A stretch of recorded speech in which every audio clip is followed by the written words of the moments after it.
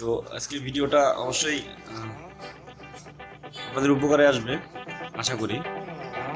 যারা counter metre use করেন বা কাউন্টার মিটার আপনার কাজের ভিতরে পড়ে, যে আপনি একটা কাজে গিয়ে কাউন্টার মিটার ইউজ করা প্রয়োজন, সেক্ষেত্রে আপনি একটা জিনিস ফলো করবেন। কাউন্টার মিটার যখন আপনি কিনবেন তখন এখানে ডিজিটাল কাউন্টার মিটার কিনেন, দেখেন পাওয়ারটা চলে যাওয়ার পরে এই হলো আপনার কাউন্টার মিটার।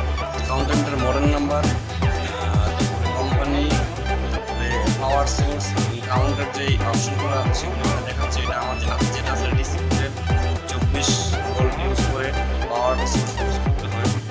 আর তারপরে যেটা আছে সেটা হলো আপনার এটা ডায়ামিটার সব কিছু মিলে এখানে দেখেন এটা রিসিভ করার জন্যে SL5 একটা কোম্পানির, এই হলো মডেল নাম্বার। মোট আপনার 6 ঘন্টা 1 লাগাতার কাউন্ট করতে পারবে। দেখেন 6 ঘন্টা 1 লাগাতার কাউন্ট করার পরে যে কাউন্ট আপনার টাইমটা আসবে, যদি হাই স্পিডে কাউন্ট করতে চান তো 6 ঘন্টা কাউন্ট করতে পারবেন। তো এটা কানেকশনটা আমি আগেই করে রেখেছি, তবু আপনাদের বোঝানোর জন্য একটু যদি দেখানো হয় সেক্ষেত্রে আপনাদের বলি এটা পাওয়ার সোর্স যেহেতু 24 ভোল্ট, তো আমি এক্সট্রা একটা জায়গা থেকে 24 ভোল্টের পাওয়ার নিয়েছি, যে দুটো তার দিয়ে এটা প্লাস ভোল্ট এটা মাইনাস ভোল্ট 24 ভোল্টের পাওয়ার নিয়েছি। আমি একটা পাওয়ারটা যদি অন করি, পাওয়ারটা দিলাম, এখানে কিন্তু পাওয়ার অটোমেটিক এসে গেছে। এখন আমার যেটা করা লাগবে, এই পাওয়ারটা কাজ করতাম এই 24 ভোল্ট যখনই আমি এখানে ইনপুট করছি, এখানে লালটা প্লাস এবং কি কালোটা মাইনাস। 24 ভোল্ট যখন দিছি তখন এটা অবশ্যই পাওয়ার আসছে 0 0। আমি আগে সুন্দর করে আপনাদের জিনিসটা দেখাই, দেখুন 0 0 এসে পড়ছে।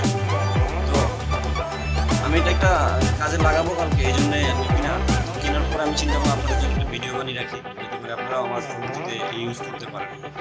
তো তারপরে যা করবেন, এখান থেকে প্লাস ভোল্টটা নেবেন। আপনার সেন্সর যেটা থাকবে, এই সেন্সরটা যে প্লাস ভোল্টে সেন্ড করবে, ওই সেন্সরটা আপনি 24 ভোল্টে যদি নেন তো একটা প্লাস ভোল্টে সেন্ড করবে। আর যদি কোন যেন আমি একটা NO সেন্সর ইউজ করবো বা হ্যাঁ NO সেন্সর ইউজ করবো, তো সেক্ষেত্রে সেন্সরটা এরকম থাকবে ওপেন।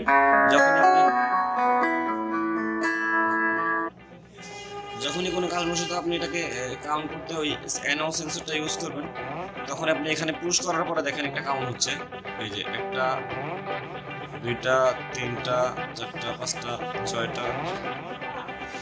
আমি যতবার এখানে পুশ করব ততবারই কিন্তু কাউন্ট হবে। দেখেন যতবার পুশ করব ততবার কাউন্ট করবে। এই যে এটা কিন্তু আপনি ধরে রাখলে কাউন্ট হবে না, এটা ছেড়ে জাস্ট এটা কানেকশন টাচ করে ছেড়ে দিবে, এবং কি সেন্সরটা ভোল্ট দিয়ে যত হাই স্পিডে ভোল্ট দিবে তত তাড়াতাড়ি স্পিডে কাউন্ট করবে। দেখেন হ্যাঁ, তারপরে আপনি আবার রিসেট করবেন, এটা দিয়ে রিসেট করে আবার কাউন্ট করতে থাকবেন।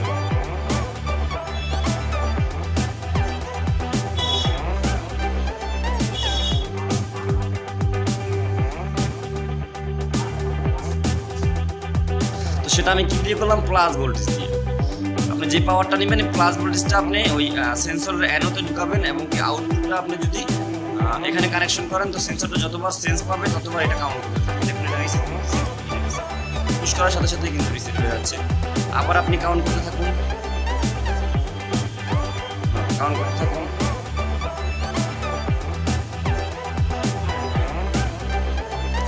আবার রিসেট। যাই হোক, আপনি এটা দেখলেন। এখন এই মাঝখানেরটা আলাদা যদি কোনো ভোল্টেজ ঢুকান তো প্লাস মাইনাস এই সেন্সরটা থেকে সময় প্লাস সেন্ড করবেন এবং কি কাউন্ট হতে থাকবে। তো এটা আপনাদের কানেকশনটা অবশ্যই দেখানো হলো, খুব সিম্পল একটা কানেকশন। তো আরেকটা জিনিস যেটা দরকার সেটা হলো এটা আসলে ফাইন্ড আউট করা, যে এটা কত ভোল্ট সোর্স কাজ করবে এবং কি কত ভোল্ট সেন্সর কাজ করবে। সেই জন্য আপনাদের এখানে দেখুন লেখা আছে 24 volt DC, 12 volt DC, 6.3 volt DC, 36 volt DC, 110 volt AC, 220 volt AC.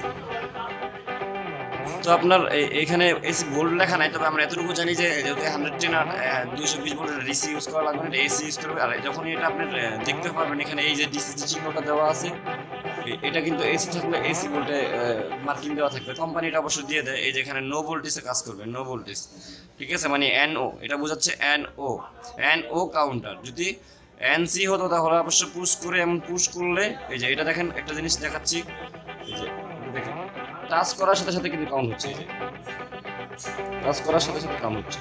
আর আপনি যেটা NC থাকবে সেটা হলে এমন পুশ করা থাকবে, ছেড়ে দিবেন তো কাউন্ট হবে, আবার ছেড়ে দিবেন তো কাউন্ট হবে। এটাকে NC বলে।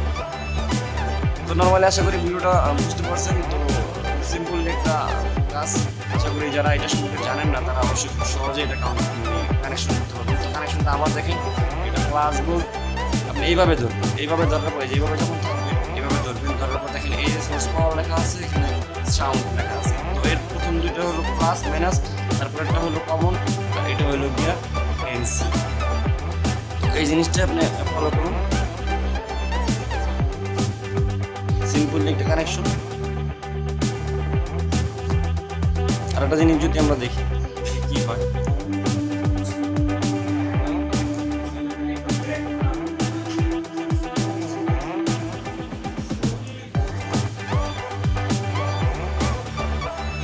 এই যে আপনি এখান থেকেও কিন্তু কানেকশন করতে পারবেন। এই প্লাস ভোল্টেজটা আপনি এখান থেকেও চালিয়ে নিতে পারবেন। এই দেখুন এখান থেকেও কিন্তু আপনি চালিয়ে নিতে পারবেন। এই যে আমি কাউন্ট করতেছি, কাউন্ট রিসেট করলাম। আপনি চাইলেই দেখেন এই যে আমি যেটা বললাম মাঝখানে 3 নাম্বার যে কানেক্টরটা আছে, এই 3 নাম্বার কানেক্টরটা আপনি এখানে ধরবেন, ধরার পরে 4 নাম্বারে যখনই যতবার পুশ করবেন তত কাউন্ট হতে থাকবে। সিম্পল একটা কাউন্টার।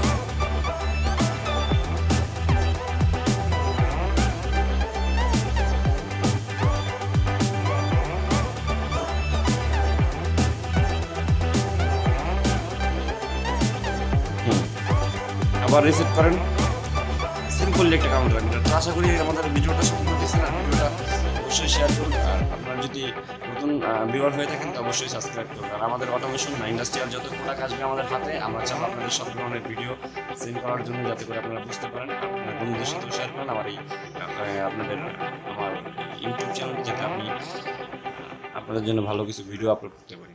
আসসালামু আলাইকুম, থ্যাংক ইউ।